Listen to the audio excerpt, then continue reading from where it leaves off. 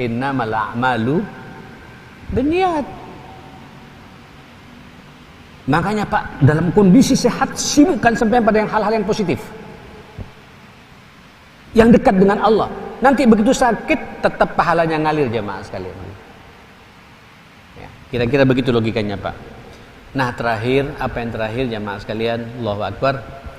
Nah yang terakhir ini Pak, ini yang tadi yang 3, umur 1 pertanyaan, badan 1 pertanyaan, amal kita 1 pertanyaan. Yang keempat Pak, 2 pertanyaan dari Allah Subhanahu wa taala. Apa itu? Wa an malihi min aina iktasabahu wa fima anfaqa. Ayo Pak, kita punya perasaan takut di bab ini jemaah sekalian.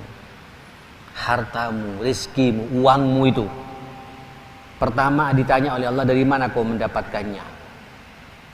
Dari hasil yang benar atau hasil yang tidak benar? Hasil yang lurus-lurus atau hasil korupsi? Hasil yang kejujuran atau hasil tipu-tipu? Itu ada pertanyaan detail dari Allah Subhanahu wa taala jemaah sekalian. Harta ini Pak, kata Sayyidina Ali jemaah sekalian, halaluhu hisab. Halalnya saja akan dihisab oleh Allah Subhanahu wa taala jemaah sekalian. Nah, sampai tinggal tanya Pak, ini hasil saya dapatkan ini, dari mana saya mendapatkannya? Muslim tidak boleh menghalalkan segala cara. Muslim itu Pak punya keyakinan rezeki sudah ada keplingannya dari Allah. Saya tinggal memaksimalkan potensi saya dengan ilmu dan hidayah yang Allah berikan kepada saya untuk mencari rezeki ini. Saya tidak akan neko-neko, saya tidak akan mencari rezeki kecuali rezeki yang dihalalkan oleh Allah Subhanahu wa taala. Oke? Masih ada pertanyaan kedua. Wa fi ma anfaqa. Begitu sudah dapat Pak yang halal, masih ada pertanyaan kedua. Dialokasikan kemana? Diinfakkan kemana itu hartamu itu? Dibelanjakan kemana hartamu itu? Alhamdulillah Pak, kalau sampean belanja masuk ke mulut istri, ke mulut anak, ya, ke mulut orang tua kita, bisa nyekolahkan anak sampai perguruan tinggi, itu semua deposito sampean di akhirat jemaah sekalian. Bisa bangun masjid, bisa membangun anak-anak yatim, bisa nyekolahkan anak-anak tidak mampu karena pengaruh pandemi seperti ini, bisa berbagi beras, itu harta sampean yang sebenarnya. Wa fi anfaq, infaknya jelas Pak. Yang repot kalau kemudian duit ini Pak dihabiskan pada sesuatu yang tidak bermanfaat jemaah sekalian. Membeli sesuatu yang tidak kemudian bukan kebutuhan kita, sehingga tidak ada nilainya, tidak ada manfaatnya. Mubadzir. Apalagi sengaja Pak dibuat maksiat kepada Allah. Harta melimpah tapi maksiatnya juga jadi Pak. Ini lebih parah lagi ma'asyar muslimin. Nah orang beriman Pak kalau kembali kepada hadis ini, dia merasa Pak pemberian Allah ini adalah amanah. Makanya Allah mengatakan wa anfiqu mimma razaqakumullahu, ayo nafkahkan mimma razaqtum, dari apa yang kami rezekikan kepada kalian. Jadi Pak, rezeki ini sebenarnya pemberian dari Allah Pak.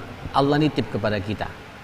Sebenarnya kalau Allah memilih-milih Pak, masih banyak orang yang lebih layak Pak daripada kita untuk menerima rezeki itu Pak. Tapi kenapa Allah ngasih sama kita? Karena Allah paham bahwa kita sanggup untuk mengelola ini. Ayo Pak, jangan kita khianat kepada Allah. Setiap Allah ngasih rezeki kepada kita, sampai berpikir, ini titipan Allah. Saya harus bisa mengembalikan pula kepada di jalan siapa? Di jalan Allah Subhanahu wa taala. Insyaallah Pak, perasaan takut seperti ini hidup sampean akan dijaga oleh Allah Subhanahu wa taala. Sudah habis waktunya. Saya juga Pak mau keluar kota ini, mau ke Gresik malam ini, dan saya tidak bisa salat Isya di sini. Mudah-mudahan kita semua dalam lindungan Allah Subhanahu wa taala. Tapi saya buka pertanyaan 1-2 pertanyaan, mudah-mudahan ada manfaat untuk kita semua. Insyaallah bulan berikutnya, Rabu 1 dan kedua berikutnya insyaallah kita masuk bab baru namanya Babur Raja insyaallah ya. Barakallahu fikum. Wassallallahu ala sayyidina Muhammadin wa ala alihi washabihi wasallam. Alhamdulillahirabbil alamin. Assalamualaikum warahmatullahi wabarakatuh. Assalamualaikum warahmatullahi wabarakatuh. Alhamdulillah masih ada waktu 10 menit untuk kita diskusi. Kami persilakan kepada para jemaah barangkali ada yang mau ditanyakan.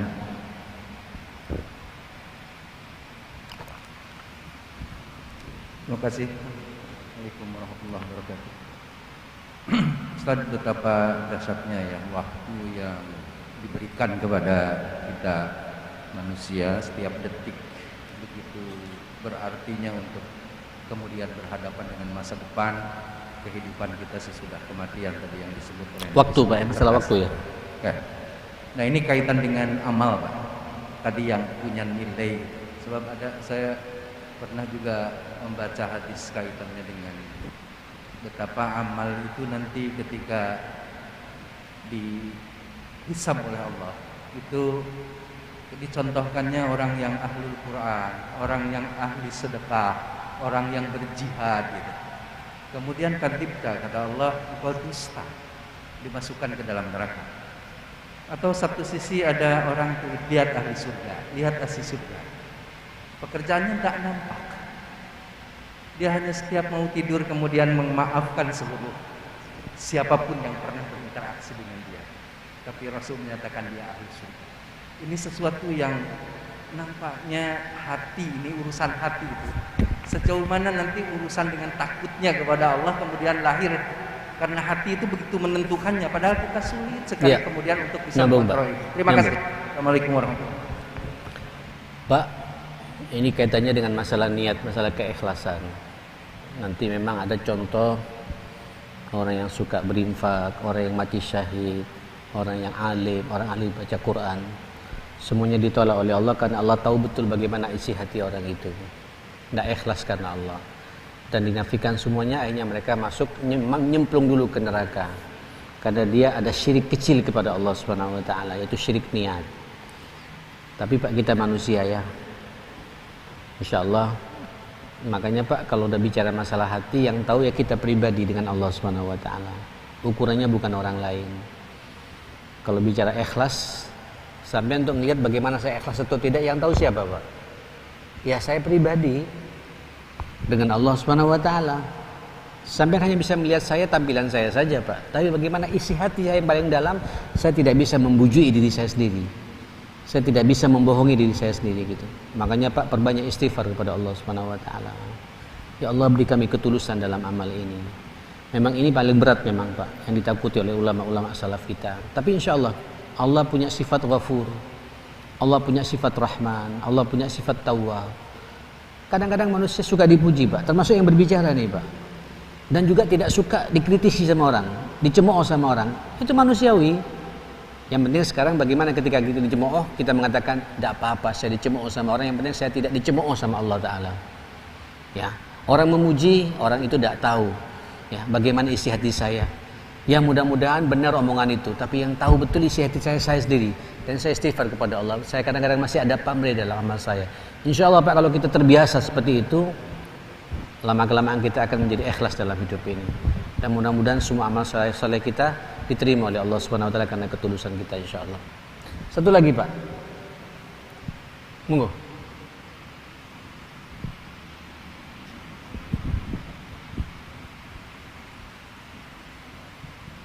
Assalamualaikum warahmatullahi wabarakatuh. Saya mau tanya satu ayat Al-Hasr 18. Kenapa? Al-Hasr surat Al-Hasr 18 yang berbunyi a'udzubillahi minasyaitonir rajim. Ya ayyuhalladzina amanu taqullaha wal tanzur nafsum ma qaddamat lighad wattaqullah. Innallaha khabirun bima ta'malun. Wahai orang yang beriman, bertawakallah kepada Allah dan hendaklah setiap orang memperhatikan apa yang telah diperbuatnya untuk hari atau hari akhirat. Dan bertakwalah kepada Allah, sungguh Allah Maha mengetahui terhadap apa yang kamu kerjakan. Mohon pencerahan sedikit, misalnya ada hubungannya dengan apa? Ayat ini Pak, ayat ini, nah, makasih. Ayat ini sepakat para ulama dijadikan ayat muhasabah, ayat evaluasi diri. Jadi bentuk ketakwaan kita kepada Allah itu di saat kita pandai mengevaluasi diri. Wal tanzur nafsum ma qaddamat lighad. Hendaklah setiap orang itu melihat, mengevaluasi ma qaddamat lighad, apa yang sudah dia perbuat menghadapi hari esok gitu. Ingat dunia ini sementara. Dunia ini sementara. Paling lama kita 60-70 tahun. Tapi amal kita di dunia ini Pak, itu akan dihisab besok pada hari akhirat gitu. Nah, orang bertakwa itu Pak, setiap amal-amal yang dia lakukan itu tidak lepas begitu saja. Dia siap mempertanggungjawabkan di hadapan Allah. Ya Allah, saya salat karenamu.